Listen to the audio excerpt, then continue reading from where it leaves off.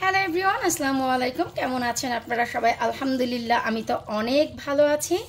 কিছুদিন আগেই আমি একটি ভিডিও শেয়ার করেছিলাম যে আমি হান্সলো থেকে অনেক কিছু কেনাকাটা করে নিয়ে এসেছি। সেটার ভিতরে মুরগির গিলা, কলিজা, পা তাও ছিল। এখন বলতে পারেন এই মুরগির গিলা, কলিজা, পা এরও একটি রেসিপি দরকার হয় কি আধিক্যতা।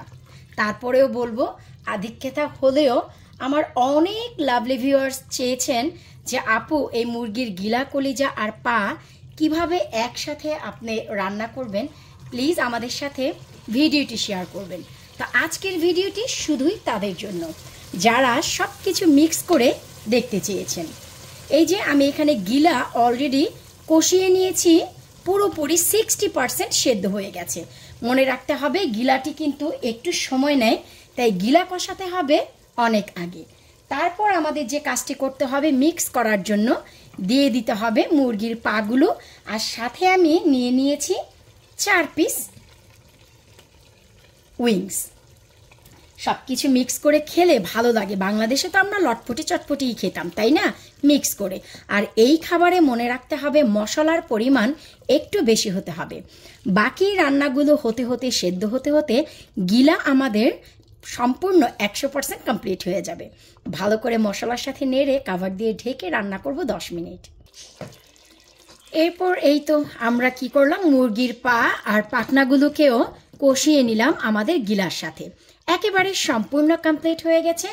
এখন অবশিষ্ট যে জিনিস সেটি আমি অ্যাড করব। আর সেটি কি, যেটি ছাড়া এই লটপটি একেবারেই কমপ্লিট হয় না, তা হচ্ছে মুরগির গিলা। গিলাগুলোকে আমি যা করেছি তা হচ্ছে হালকা হলুদ আর লবণ দিয়ে পানি ফুটিয়ে নিয়েছি। তারপর গিলাগুলোকে দিয়ে দিয়েছি, ফুটাইনি, 1.5 মিনিটের মতো রেখেছি। এতে করে গিলাগুলো একটু টাইট হয়ে এসেছে। এই কাজটি যদি না করেন তাহলে দেখা যায় এই যে আমরা যে লটপটি রান্না করি, আমাদের যে ঝোল, সেই ঝোলের যে টেক্সচার সেটি নষ্ট হয়ে যায়, ফেটে যায়, ছানা ছানা হয়ে যায়। কিন্তু এই কাজটি করলে সেটা কখনোই হবে না।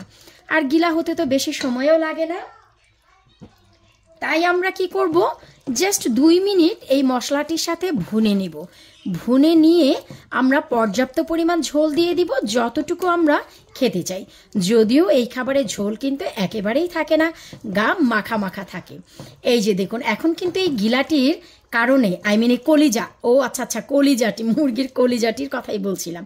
এখন কিন্তু এই কলিজাটি দেওয়ার কারণে আমাদের ঝোলে কোনো রকম এফেক্ট পড়বে না, একদমই না, যেমনটি তেমনই থাকবে। 2 মিনিট ভুনে নিয়েই আমরা পর্যাপ্ত পানি দিয়ে দিব। সব হয়ে গেছে, আর কলিজা হতে বেশি সময় লাগে না। আলহামদুলিল্লাহ, এই তো আমাদের সম্পূর্ণ জিনিসটি ভুনা হয়ে গেছে। এটি বোঝার উপায় হচ্ছে তেলটি একদমই উপরের দিক থেকে ভেসে আসবে। তো এই পর্যায়ে আমি হালকা করে একটু গরম মশলার পাউডার দিয়ে দিব, খুবই সামান্য, কারণ আমরা রান্নার সময় কিন্তু ব্যবহার করেছি। এটি দেওয়া হচ্ছে একেবারেই যেন একটু ফ্লেভারটি চমৎকারভাবে ভেসে আসে, তাই। এরপর আমি দিয়ে দিব হচ্ছে কিছুটা কাঁচামরিচ ফালি করে। এগুলো হচ্ছে জাতের কাঁচামরিচ, বুঝতেই পারছেন, অসংখ্য ঝাল, মশলাও ঝাল। তারপর দিয়ে দিচ্ছি কিছুটা ধনিয়া পাতা। এটা একদমই ম্যান্ডেটরি না। আমি পাশাপাশি ছোট একটি মাছ রান্না করেছি, তো ধনিয়া পাতা কিছুটা বেঁচে গেছে, ফেলে দিব, তাই আসলে এখানে মিশিয়ে দিলাম। একেবারে মন্দ লাগবে না, বিশ্বাস করুন। তো এই তো জাস্ট হালকা করে যে মিশিয়ে দিয়ে 1 মিনিটের মতন শুধু একটু ঢেকে রাখবো, তারপর কিন্তু সম্পূর্ণ কমপ্লিট।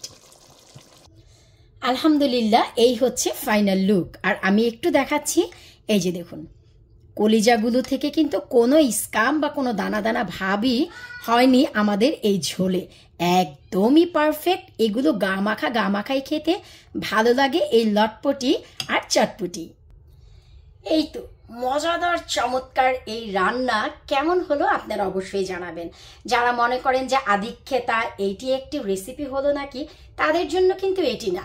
এই যে যেমন দেখেন, আমি কলিজাটি রান্না করেছি হলুদ লবণে গরম পানিতে কলিজাটি দিয়ে, যেন স্কাম না হয় এবং আমাদের এই ঝোলটি যেন নষ্ট হয়ে না যায়। এটি কিন্তু আমি নিজেও জানতাম না। আমার এক বড় আপা আছে, রাশি আপু, ম্যানচেস্টার থাকে, আমি তার কাছ থেকে শিখেছি। এই পৃথিবীতে শেখা এবং জানার কোনো শেষ নেই। যারা মনে করেন মৃত্যুর আগ পর্যন্ত কিছু শিখতে চান, জানতে চান, তাদের জন্যই এই ছোট ছোট টিপসগুলো। আর যারা মনে করেন যে সব জানতার শেষ, সব কিছুই জানেন, তারা তো জানেনই। তারা এগুলো হচ্ছে আল্লাহর দেয়া কিছু কিছু গুণ, যা আল্লাহ পাক সবাইকে সব কিছু দিয়েই দুনিয়ায় পাঠায়। আমাকে ভাই পাঠায়নি, তাই আমি ধীরে ধীরে অল্প অল্প করে সব শিখছি আর আপনাদের সাথে শেয়ার করছি। তো যারা রেসিপিটি চেয়েছিলেন, আশা রাখবো তাদের জন্য এই রেসিপিটি পেয়ে উপকার হবে। এখন আমি ভাত খাবো কাদের মতন জানেন?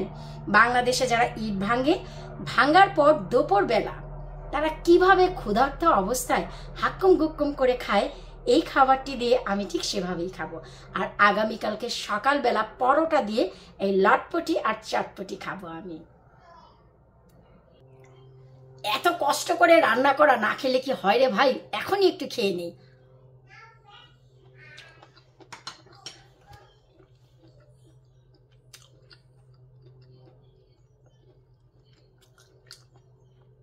গিলাটি মোমের মতো গলে গেছে।